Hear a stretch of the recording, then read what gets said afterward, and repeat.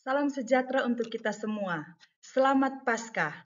Kristus sudah bangkit dan itu juga membangkitkan saudara dan saya.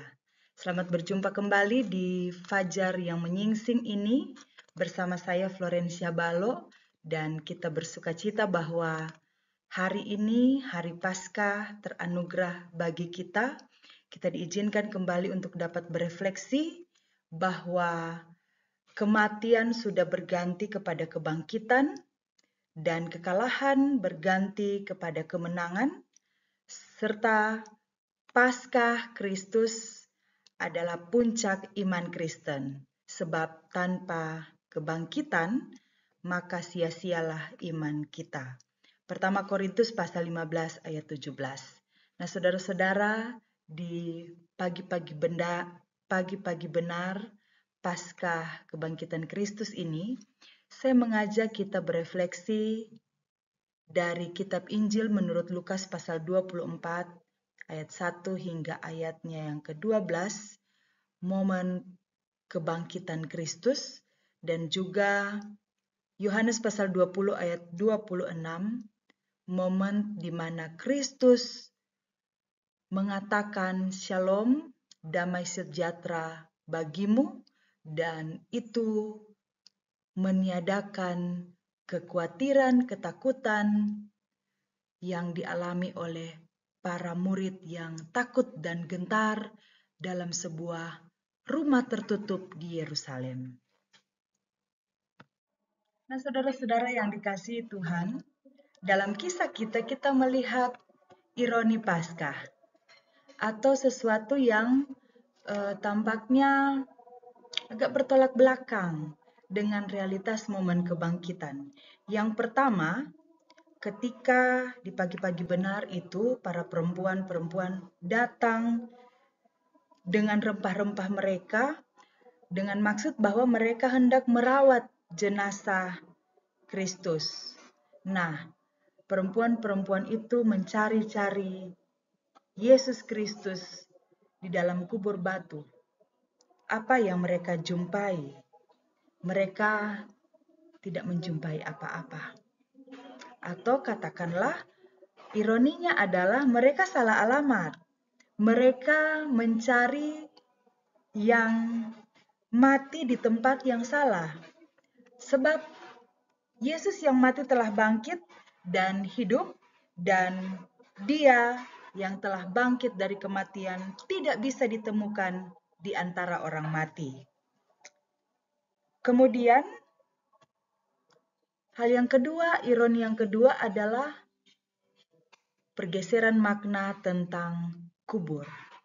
Nah, kubur dalam kisah kebangkitan bukan lagi kubur tempat jenazah atau tempat parkiran maut, tetapi makna kubur itu diubahkan, dibaharui. Ternyata dalam momen Paskah, kubur menjadi tempat pengumuman. Ketika batu terguling, itu tandanya sebuah kemenangan, bukan kekalahan. Nah, saudara-saudaraku, ini tampak seperti sebuah humor, di mana maut dipermainkan. Baru 3 hari maut merayakan kemenangannya, tetapi ternyata itu cuma kemenangan semu. Justru tepat pada 3 hari maut dikalahkan. Sebab pada ketiga hari, tepat seperti apa yang pernah dikatakan Yesus, bahwa Ia bangkit. Jadi kuburan kemudian menjadi tempat pengumuman bahwa Yesus sudah bangkit. Dan kebangkitan Kristus menjaminkan kebangkitan orang percaya. Saudara-saudaraku yang kekasih di dalam Tuhan, kemudian kita melihat ironi yang ketiga adalah kata-kata malaikat. Atau yang saya simpulkan di sini ironinya adalah humor malaikat. Kita boleh berimajinasi, kita membayangkan wajah malaikat ketika mengatakan hal yang sebenarnya serius, tetapi bagaimana ya? serius, tetapi ada ekspresi lain dalam wajah malaikat tentunya ketika mengatakan hal ini.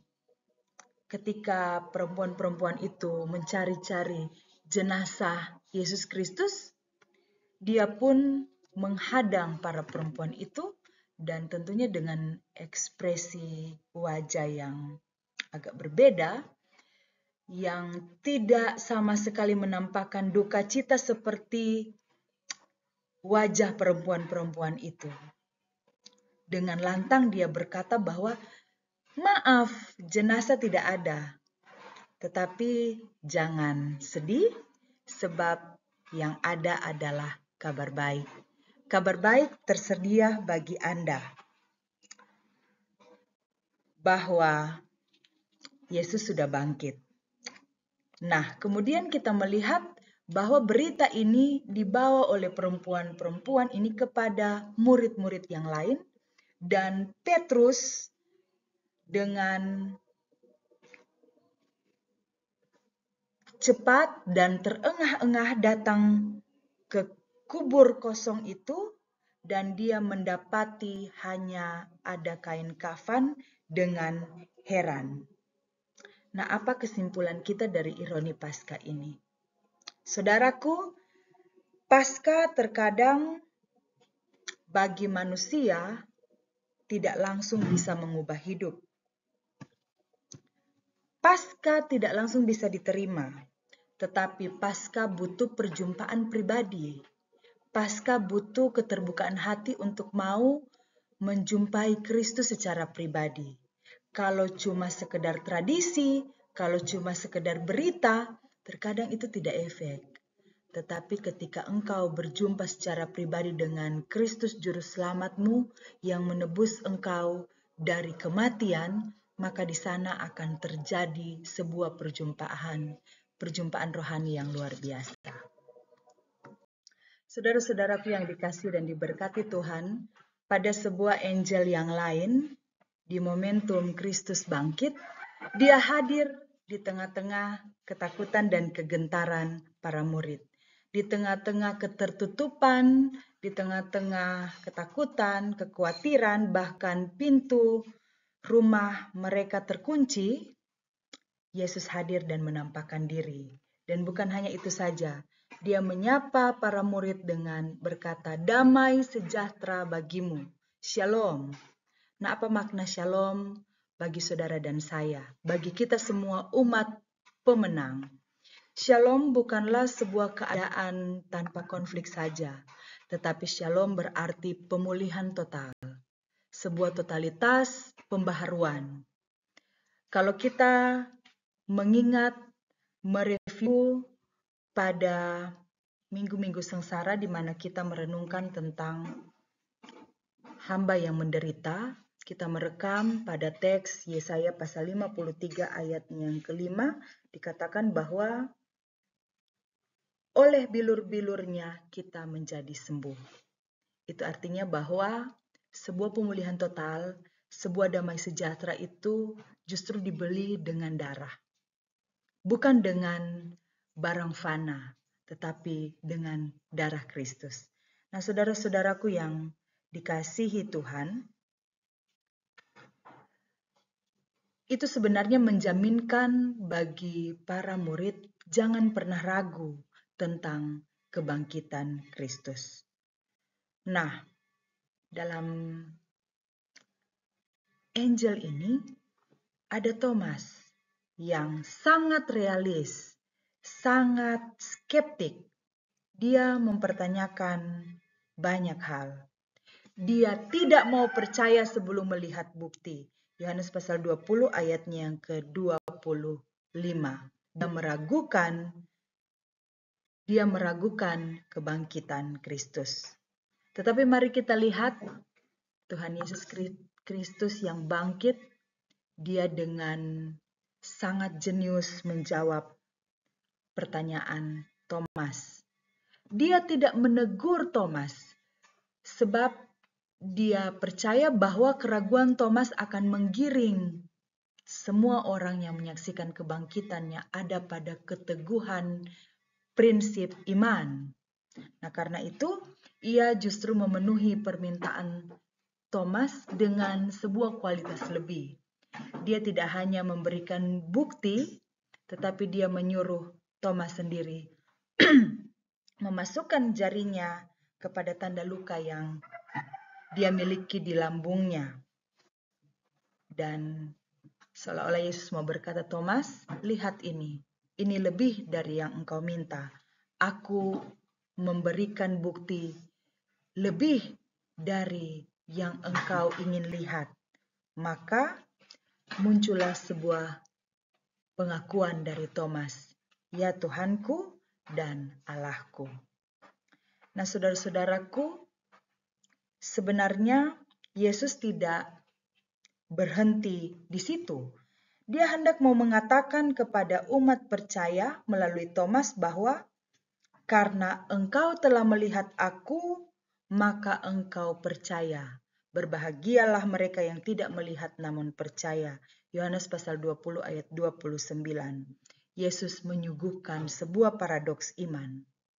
Bahwa iman yang sejati bukanlah iman yang buta, melainkan iman yang berani percaya meskipun ada pilihan lain, yakni keraguan.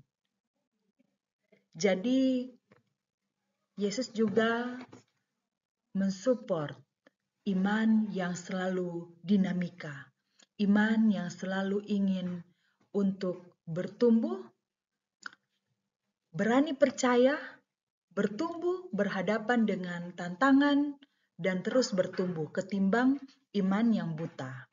Jadi dalam kisah kebangkitan ini jangan terlalu cepat kita menghakimi Thomas, karena ternyata keraguan Thomas menggiring orang percaya pada iman yang berani percaya meskipun ada pilihan keraguan.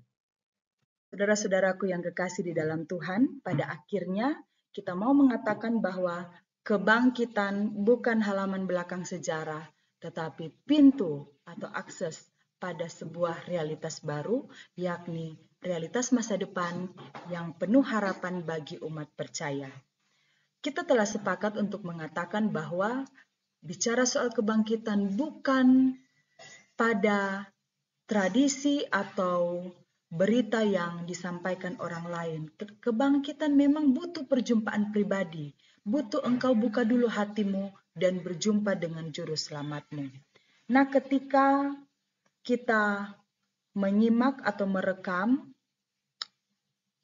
peristiwa perjumpaan pribadi antara para perempuan yang mencari jenazah Yesus untuk melayani atau merawat jenazah itu, dan ketika Petrus heran sambil terengah-engah, kita mendapatkan bahwa perjumpaan pribadi itu mengubah hidup manusia selamanya. Nah, jangan pernah menempatkan kebangkitan laksana sebuah artefak dalam museum yang dikagumi bahkan dipajang tetapi tidak mengubah hidup. Tetapi kebangkitan sesungguhnya mengubah secara radikal hidupmu menjadi percaya, menjadi menang, menjadi hidup dan selamat. Nah, saudaraku, mari kita kembali mereview mengingat 3 momentum. Yang pertama, para perempuan yang kemudian mendapatkan kabar baik lewat malaikat yang memberitakan kebangkitan, kemudian Petrus yang merasakan pembaharuan dalam hidupnya ketika dia mendapatkan bukti bahwa kain kafan telah tanpa pemilik, kemudian Thomas yang kemudian melakukan pengakuan iman, ya Tuhanku dan Allahku. Mereka semua seperti orang-orang yang baru saja tersambar petir kebenaran. Nah, mari kita juga mengaplikasikan hal ini di dalam kehidupan kita. Jika Yesus benar-benar bangkit, maka seharusnya kita pun hidup dalam realitas kebangkitan. Bagaimana itu hidup dalam realitas kebangkitan? Yang pertama, terdapat kubur kosong modern dalam hidup kita. Kubur kosong modern itu berupa keputusasaan, dosa, ketakutan. Semua itu telah dikalahkan. Kemudian yang kedua, hidup dalam kebangkitan itu artinya bahwa keraguan memang bagian dari kemanusiaan, tetapi keraguan harus menjadi batu loncatan menuju iman yang lebih mendalam. Nah, karena itu, pada akhirnya mari kita hidupi kebangkitan itu. Kita hidup di dalam kebangkitan itu. Jangan kita cari yang hidup di antara orang mati. Carilah kehidupan di dalam Kristus dan hidupi kebangkitan itu. Maka pada akhirnya kita diundang untuk percaya. Mari kita hidup setiap hari dalam sebuah kuasa kebangkitan. Bukan sekedar tradisi tahunan. Ingat, ketika kita menempatkan itu sebagai tradisi tahunan, maka kita akan terjebak dalam kekaguman tanpa transformasi kehidupan. Kemudian, kita harus terus bertanya pada diri sendiri, masihkah kita mencari Dia yang sudah mati? Kita harus ada pada jawaban bahwa Dia yang mati telah bangkit dan hidup, maka kita yang hidup dan dihidupi oleh kemenangan kebangkitan Kristus harus siap bertemu yang hidup itu. Dengan kata lain, kita siap hidup baru dan mengalami pembaharuan hidup dalam sepanjang perjalanan kehidupan kita yang teranugerah bagi kita. Selamat Paskah, Kristus sudah bangkit, terpujilah Dia yang hidup. Amin.